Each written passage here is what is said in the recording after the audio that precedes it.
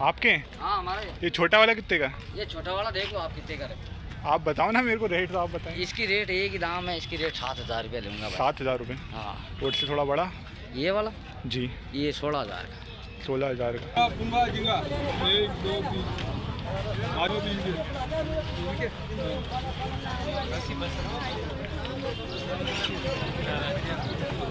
छत्तीस 30,000।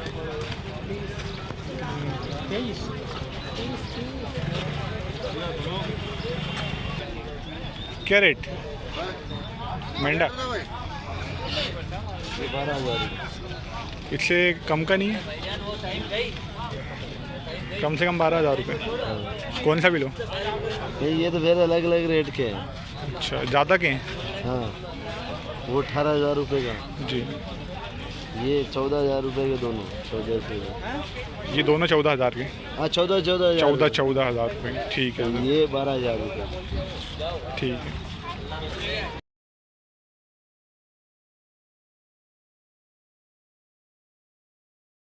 तो pure vegetarian, pure शाकाहारी रह के भी अच्छा मुसलमान रह सकता है। मांस खाना इस्लाम में फर्ज नहीं है। मांस खाना इस्लाम में फर्ज नहीं है। वो एक अच्छा मुसलमान रह सकता है शुद्ध शाकाहारी होके भी। लेकिन अल्लाह ताला फरमाते हैं कुरान मजीद में सूरह मायदा में सूरह नंबर 5 आयत नंबर 1 में कि हमने कैटल बनाए, 4 पांव वाले जानवर बनाए जिसको आप खा सकते हैं। सिर्फ वो जानवर जिसके हमने नाम लिए उसको मत खाओ, जो आपके लिए हराम है। उसके अलावा आप सब जानवर खा सकते हैं। कुरान में लिखा है सूरह नहल में सूरह नंबर 16 आयत नंबर 5 में कि हमने आपके लिए कैटल बनाए, भेड़ बकरियां बनाए तो कि आप उसका गोश्त खा सके। कुरान में जिक्र है सूरह मोमिनीन में सूरह नंबर 23 आयत नंबर 21 में कि आप भेड़ बकरियों के गोश्त खा सकते हैं। और कई आयतें हैं। हम पहले ये जान ले कि मेडिकल साइंस आज ये कहती है कि इंसान के जिस्म में हमको अमाइनो एसिड की जरूरत है। 22 अमाइनो एसिड की जरूरत है।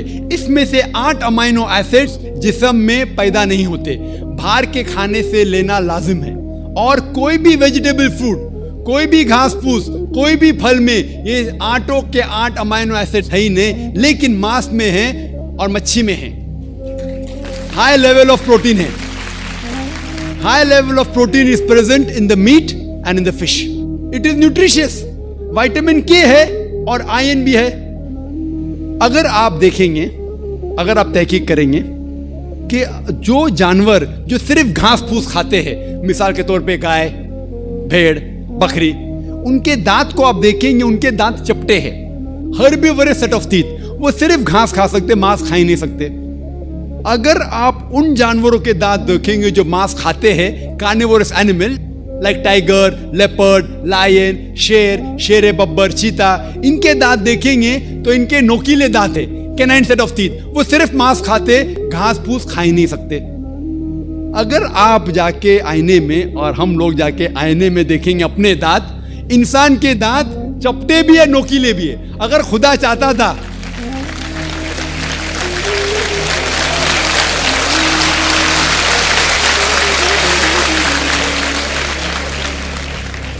अगर खुदा की ये इच्छा थी कि इंसान सिर्फ घास फूस खाए तो ये नोकीले दांत, कैनाइन टीथ क्यों दिए? तो मैं डॉक्टर हूं मांस खाने के लिए।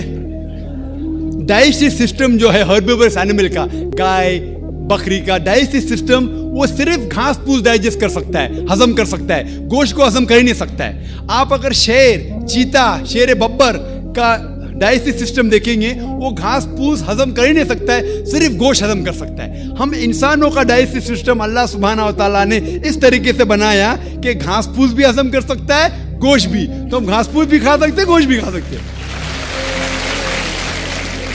और आप देखेंगे कि बहुत से लोगों को गलत फहमी है कि हिंदू मजहब में, हिंदू धर्म में गोश्त खाना हराम है।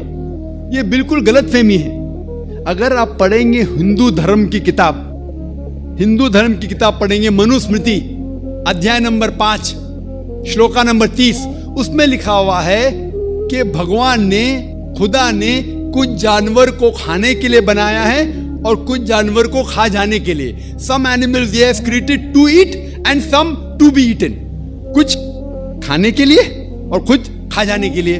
अगर आप उन जानवरों को खाते हैं जो खुदा ने खाने के लिए बनाया है तो आप कोई गुनाह नहीं करते।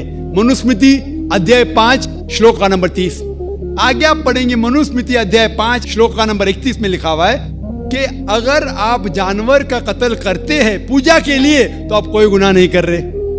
आगे पढ़ेंगे मनुस्मृति अध्याय नंबर 5 श्लोका नंबर 39 और 40।